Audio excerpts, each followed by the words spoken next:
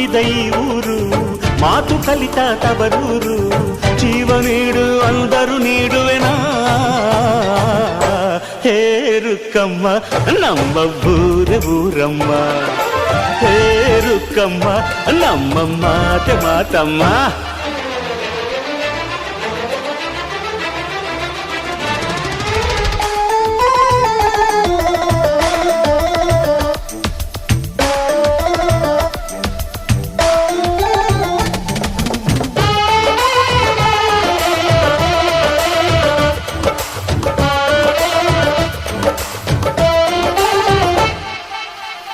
ಇಲ್ಲಿರೋ ಸೌಭಾಗ್ಯ ಎಲ್ಲೂ ಇಲ್ಲ, ಈಶ್ವರಿ ತಾಯಿ ಇರೋ ಊರೇ ಇದು.